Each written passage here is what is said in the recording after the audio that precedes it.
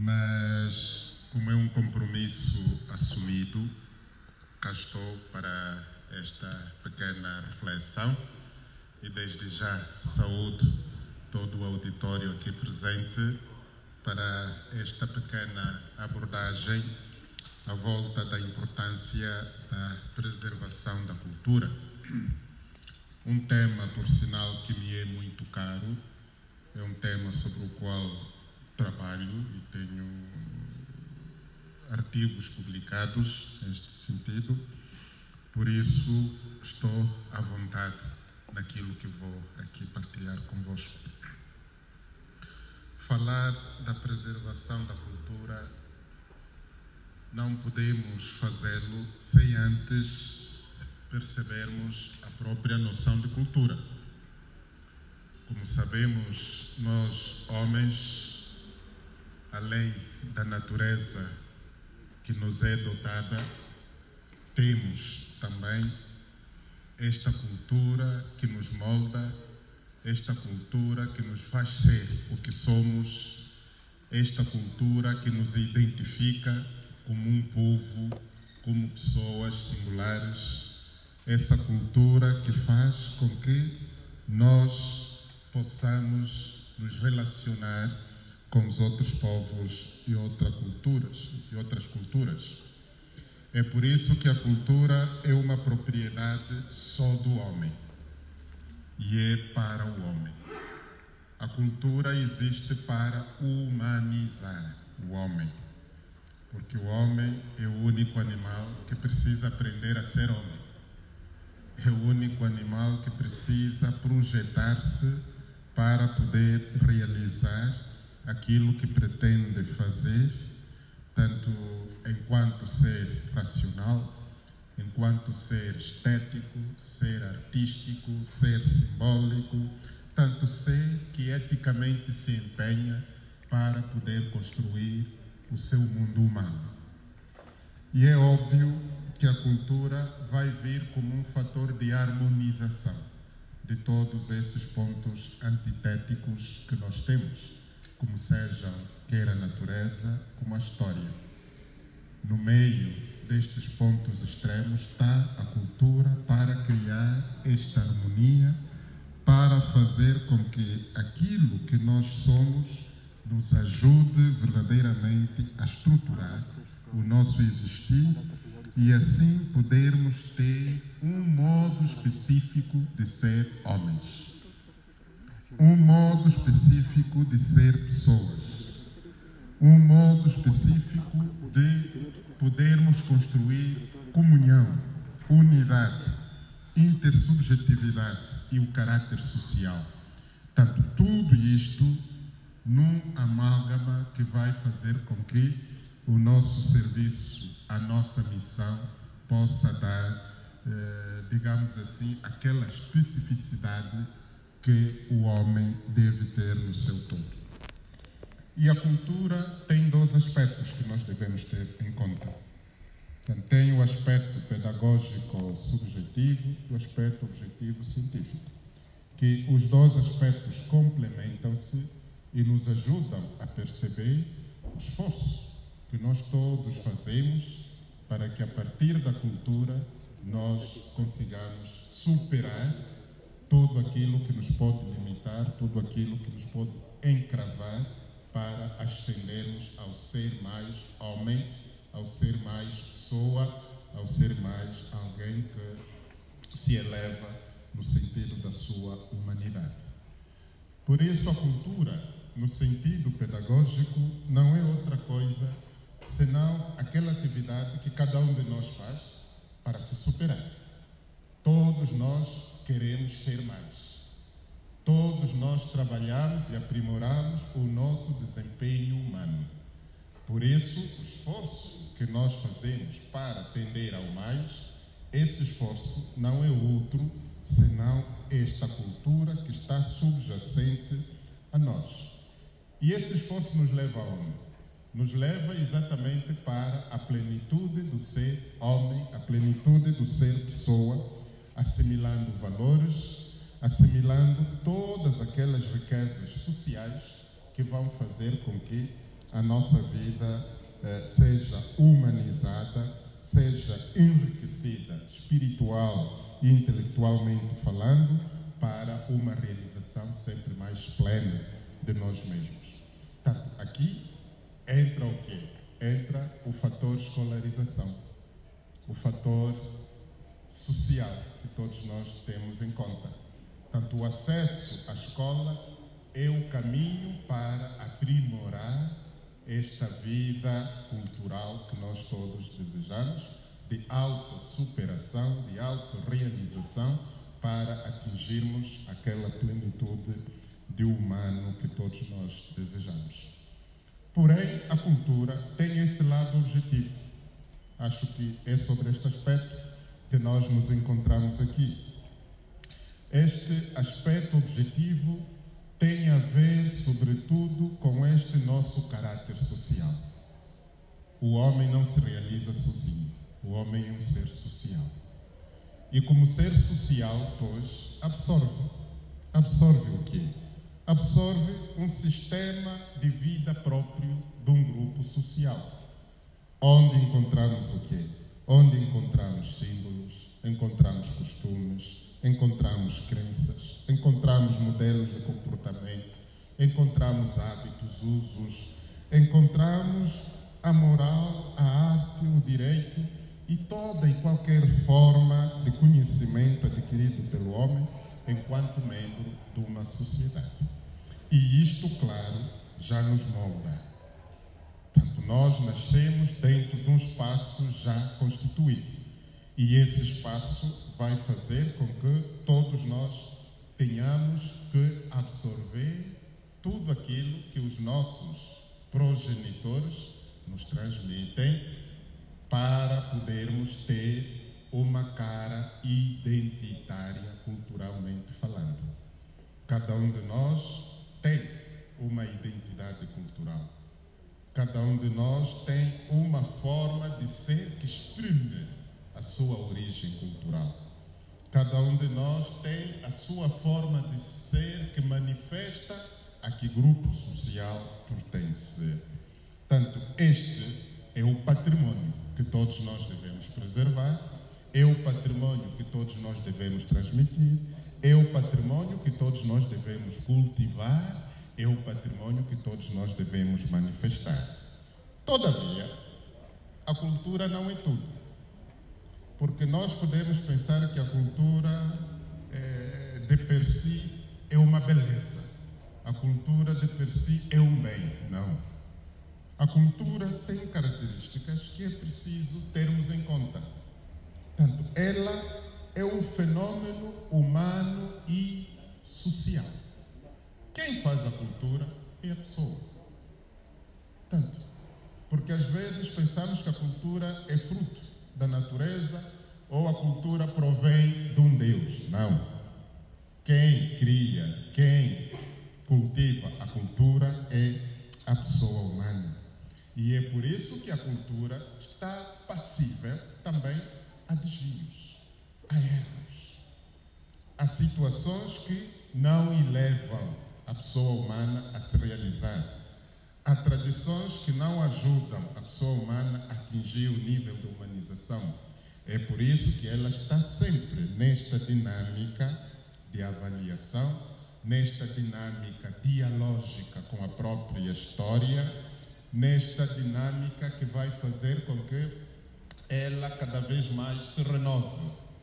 Porque a cultura não é um museu, não é onde depositamos antiguidade. Portanto, a cultura é sempre atual, porque o homem está sempre a caminhar e esta evolução do homem implica necessariamente também a evolução da própria cultura. E é por isso que nós não podemos pensar na cultura como uma relíquia que está aí já feita, já ninguém toca, já ninguém mexe, já ninguém fala sobre ela, já ninguém pode avaliar. Não, porque a cultura está para o homem. A cultura está para realizar o homem. A cultura serve para dinamizar a própria vida social. Por isso, essa sua característica como fenômeno humano e social faz com que, eticamente, ela mesma também padeça as mesmas vicissitudes do homem, que o homem colapsa, o homem se desvia, o homem pode conceber uma má cultura para si mesmo, o homem pode conceber uma cultura que não cultiva, passa o pleonasmo, o homem pode conceber uma cultura que arruína a própria humanidade, o homem pode conceber uma cultura que arruína a própria comunidade.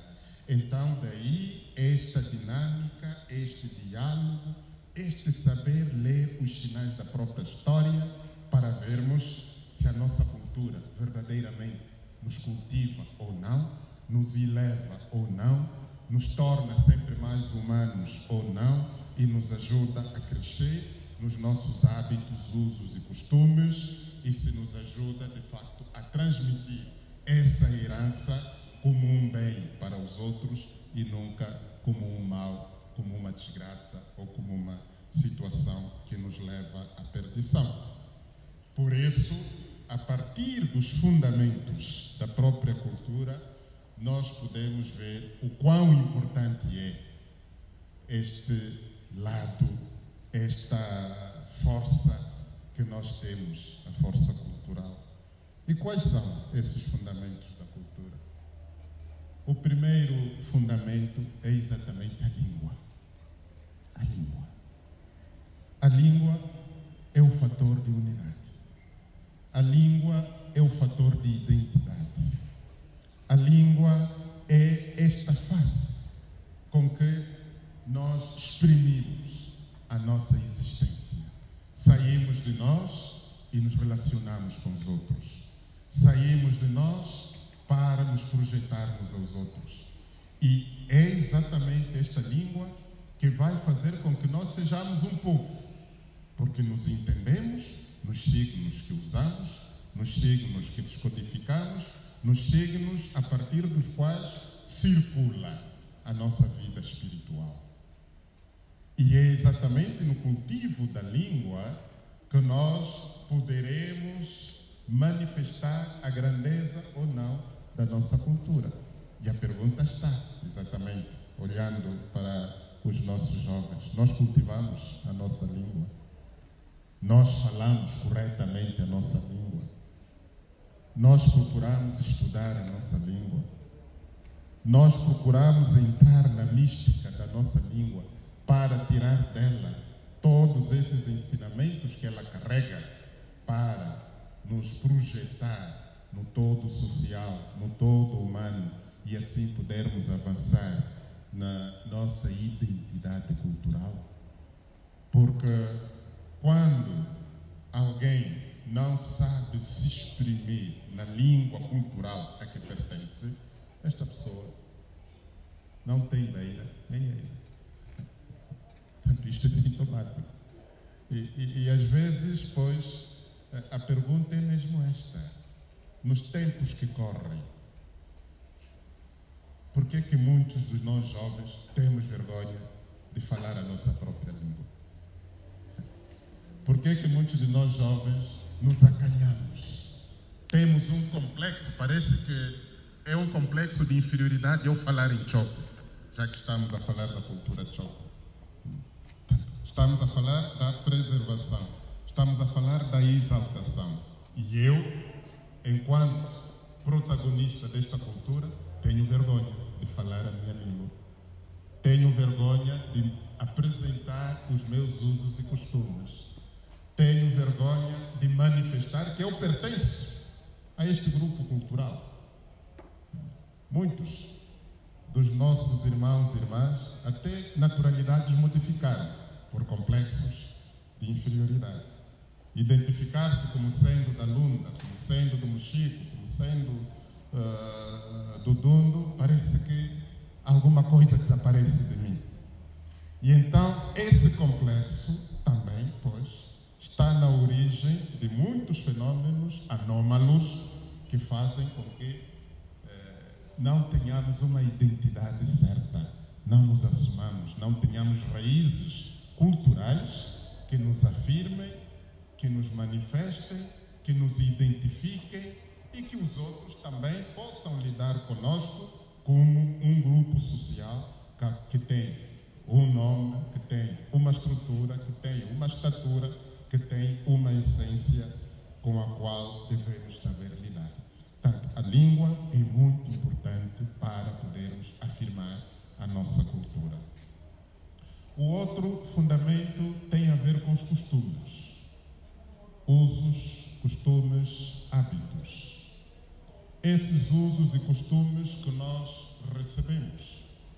Em antropologia dizemos que quando os costumes de uma comunidade começam a degradar-se, aquela comunidade está condenada a morrer. E é preciso termos isso em conta. Os usos e costumes e hábitos de um povo, como disse anteriormente, esses usos e costumes não são automaticamente e eticamente bons, precisam ser avaliados sempre. Porque às vezes esses usos e costumes e hábitos podem nos levar aos vícios, podem nos levar ao mal, podem nos levar àquilo que degrada o convívio social. Daí a vigilância que se impõe. Daí tudo aquilo que é necessário termos a coragem de afrontar, que está na nossa cultura e que às vezes mancha a nossa reputação, mancha tudo aquilo que nós temos como o bom ser e o bom fazer. Esses usos e costumes são um patrimônio muito importante. E na cultura bantu, realmente nós temos fortes crenças. Temos crenças muito sérias. E uma das crenças que existe na nossa cultura bantu, aqui não estou a falar só desta especificamente, alarguei o leque porque estas conotações são genéricas, tem a ver, por exemplo, com a questão da feitiçaria. A questão da feitiçaria é um dos hábitos, é um dos costumes que temos que ter a coragem de afrontar. E todos. Afrontar porque o próprio feitiço ficou banalizado. O feitiço, antropologicamente falando, era um patrimônio de muito respeito para a comunidade. E os detentores eram os mais velhos da comunidade, que tinham uma finalidade benéfica até. Mas hoje por hoje, o feitiço tornou-se de tal maneira banalizado que tornou-se uma arma de negócio, uma arma comercial. E de maneira que por tudo e por nada nós estamos a recorrer para aí. E nós jovens temos essa tentação. Nós jovens acreditamos que para eu ter dinheiro tenho que ir tomar banhos. Tenho que ir procurar kawalala. Tenho que ir ao mais velho para me dar banho dos exaus, não é? E isto tudo, pois, está no nosso subconsciente. Está no nosso subconsciente. E então, este uso, este costume, quando chega a esse ponto de mentalidade, torna-se empobrecedor. Quando o jovem acha que a riqueza vem do feitiço e não do trabalho, isso é um valor, já estamos a perverter. Quando alguém pensa que para ter poder, para ter mérito, precisa recorrer a um curandeiro para lhe amarrar ossos de não sei o quê, ou lhe dar banho de não sei quantos, estamos a deturpar o verdadeiro sentido da coisa. Quando alguém pensa, aquela cena horrorosa que houve lá em Luanda, que os meios de comunicação noticiaram, não é? Daquele jovem que foi a alguém pedir o tal feitiço para ser rico e como receita lhe deu o quê? Vai lá violar a tua mãe. Pois, vai violar a tua mãe.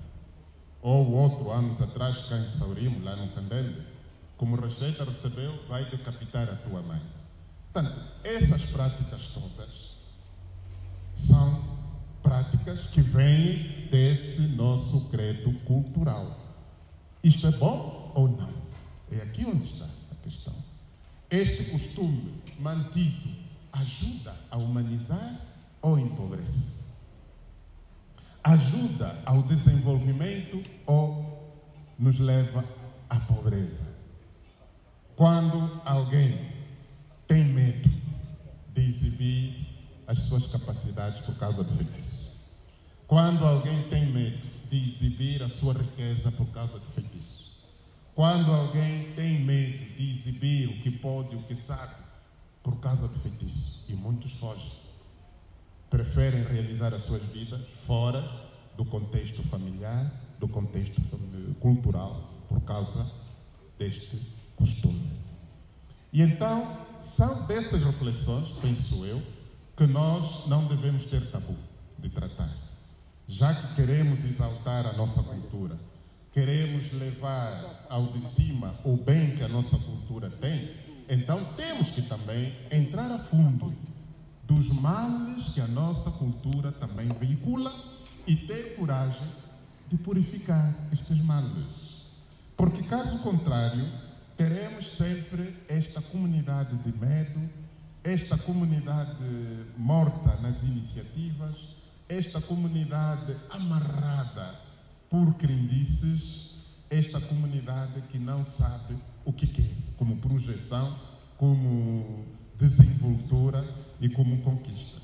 Então, tudo isto vai nos ajudar a perceber que a cultura é um valor indispensável para a nossa afirmação e para a realização dos nossos sonhos. Mas é preciso termos a coragem de tirar de fora tudo aquilo que não ajuda ao desenvolvimento. Aqueles hábitos, aqueles usos que nós temos no momento da morte, por exemplo. Por que quando um pai lhe morre um filho, os tios maternos vêm cobrar, por exemplo? Vêm pedir multas. Por que uma mãe perde o seu esposo, os tios, os familiares do marido aparecem a sambar os bens, deixam a viúva fora, os filhos fora, ficam com tudo, o sentido de herança, onde é que está? Os filhos, como é que vão continuar o negócio do pai? A riqueza, como é que vai aparecer se aqueles que usurpam depois não conseguem dar continuidade àquilo que o outro começou? São reflexões avulsas que eu deixo. E é preciso que façamos estudos também sobre isto. É preciso que façamos estudos sobre isto. Estou a aconselhar um jovem que está a fazer sua tese de mestrado nestas matérias costumeiras nossas. Que às vezes nós temos medo e vergonha de abordar isto. Temos medo e vergonha de encarar, colocar a nossa cultura de frente para ver o que de bom e digno tem e o que de mal tem. Então, falar da cultura e da preservação da cultura, não podemos fazê-lo sem termos essa capacidade introspectiva. Portanto, é preciso nós entrarmos na nossa própria cultura para tirar dela todas aquelas valências que nos vão ajudar a enriquecer-nos como convém. O terceiro valor tem a ver com os valores. Os valores. Esses luzeiros que temos diante de nós. A cultura, qualquer cultura, tem um acervo de sabedoria. Esta sabedoria que os mais velhos guardam e transmitem dignamente. Essa sabedoria que faz com que nós sejamos, digamos assim, caracterizados como hospitaleiros, como trabalhadores, como guerreiros. Portanto, são ensinamentos, são ideais que foram inculcados, graças aos quais nós conseguimos mover-nos dentro de uma linha de valores que nos vão fazer afirmar a nossa identidade e o nosso ser pessoa. Quando os valores colapsam, a comunidade colapsa automaticamente. E hoje, mesmo a nível do país, falamos muito do resgate dos valores. E esses valores, muitos dos quais colapsaram porque os nossos valores culturais colapsaram. Porque as nossas famílias já não cultivam esses valores. porque a nossa sociedade já não cultiva esses valores. E nós jovens vimos-nos num mundo que já não lança esses valores. Nascemos e crescemos num mundo de desvalores. Nascemos e crescemos num mundo de vícios. Nascemos e crescemos num mundo de desvios. Então não temos um ponto focal para o qual orientar a nossa própria vida. Por isso, a cultura, quando colapsa nesse ideal de sabedoria, então aí nos desencontramos. E os valores, como sabem, têm níveis. Há os chamados valores instrumentais e há os valores absolutos. E nós hoje ficamos só a esse nível horizontal dos valores. Matamos-nos, brigamos por causa de coisas. Por causa do dinheiro, por causa do poder, por causa da fama, por causa da riqueza. E não saímos deste nível. A nossa vida está limitada no cultivo só desses valores instrumentais. E quando nós não cultivamos os valores absolutos, os valores espirituais, que têm a ver com a justiça, com a verdade, com a honestidade, com a ética, aqueles valores que nos cultivam e nos distinguem como pessoas, claro, todo o resto vai água abaixo. E a nossa crise hoje é uma crise de valores éticos. De valores éticos. É uma crise de valores que nos ajudem, de facto, a ter consciência. Consciência do bem e consciência do mal. Consciência do justo e consciência do injusto. Porque hoje tudo é a mesma coisa. Falar verdade, falar mentira, já não embaraça ninguém. Fazer bem ou fazer mal já não embaraça ninguém. Porque a consciência está oca, está vazia. Então é este aspecto que é preciso também trabalharmos. Se é que verdadeiramente queremos preservar os valores da nossa cultura. E isto vê-se no nosso convívio. No nosso convívio. Basta ver, por exemplo, nós cá na Lunda, oficialmente temos 3 reis. Temos 3 reis. E o problema qual é? É um problema familiar, mas é exatamente por causa disso. Porque o nosso foco está nos valores instrumentais. A própria sucessão entra em crise, a própria unidade cultural entra em crise, cada um assume o seu protagonismo sozinho e é um povo que fica maculado, é um povo que fica desorientado, é uma cultura que fica definhada. E nós perdemos tempo por causa desses valores instrumentais. Por fim, o último alicerce da coluna tem a ver com a técnica, as habilidades com que um povo trabalha. O nosso povo sempre foi um povo trabalhador. E as características que a cultura Chokwe tem é exatamente nessa capacidade de transformar a própria natureza. É outro aspecto que hoje está desaparecendo. Eu estou a ver aqui esta sascaria. Hoje já não se faz. Os poucos que fazem isto já são os velhinhos que estão aí, aleijados.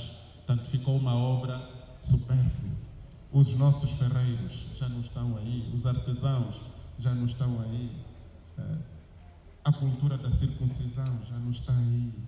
Portanto, essas valências todas transformadoras que nós temos, que nós tínhamos dito, tendem a desaparecer. E a técnica é a forma como uma cultura se aperfeiçoa e faz render a sua inteligência. A inteligência deve render. A inteligência não é para ser escondida.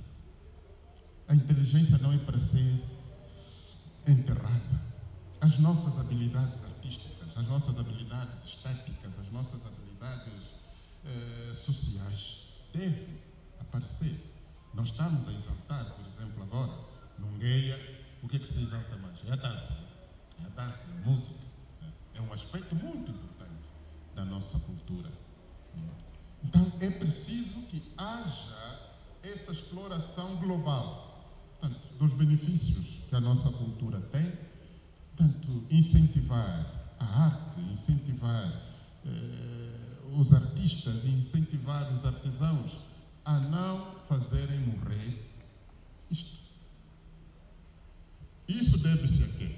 Deve-se também à descaracterização das nossas próprias aldeias. Isto é outro fator.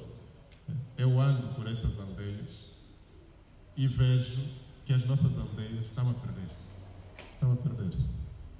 Portanto, aquele humus cultural belo que uma aldeia representa hoje já não existe. Já não existe. E isto, claro, lesa a alma cultural, lesa tudo aquilo que as nossas culturas podem nos ajudar. E isto, claro, este êxodo está a denegrir a cultura genuína. É bom que as culturas dialoguem, é bom que as culturas se encontrem, é bom que as culturas circulem, mas não é bom quando uma cultura tende a desaparecer porque os seus protagonistas não são capazes de a cultivar e de a propor. Isso dói. Isto dói. Então, há um trabalho muito forte a fazer no meio de tudo isto para que este lado tradicional, este lado nosso, não desapareça. E este é um trabalho, é um desafio que eu deixo aqui. Por fim, a cultura tem as suas ambivalências, tem os seus limites, porque nós homens não somos tudo, não somos capazes de tudo. E a nossa liberdade também não é tudo. Ela tem também os seus limites. Daí a necessidade de quando em quando avaliarmos a nossa própria cultura na sua dignidade, nas suas valências, na sua verdade e no seu valor. Portanto, este é o compromisso e o empenho que eu deixo aqui a todos nós, fazedores de cultura, para que verdadeiramente não deixemos isto em mãos alheias. Os grandes protagonistas da cultura somos nós mesmos. E somos nós que temos que dar o melhor de nós no cultivo daquilo que nos cultiva, no cultivo daquilo que nos humaniza, no cultivo daquilo que nos liberta dos medos, nos liberta da ignorância, nos liberta dos preconceitos, nos liberta de todas essas amarras sociais ou sociológicas que nós podemos criar à volta de nós mesmos para não nos assumirmos assim como somos e assim como devemos nos exprimir diante dos outros. Por isso, dou os meus parabéns à Sociedade Mineira de Catoca por nos proporcionar este momento, não só de dança, mas também de estudo. E eu acho que este é um dos focos que nós deveremos também encarar com muita seriedade para que investigações sejam feitas para que a nossa cultura tenha, digamos assim, a pujança que deve ter e, sobretudo, o ensino da língua Chokwe. Portanto, isto tem que ser uma prioridade das prioridades para que verdadeiramente esta alma espiritual da cultura não se perca no anonimato e não se esvaia no todo social que o mundo está a nos proporcionar. Então, muito obrigado. Que os jovens sejam ousados, que os jovens assumam a sua cultura, que os jovens aprendam a preservar a sua cultura, que os jovens aprendam a disseminar e a transmitir a sua cultura. Muito obrigado.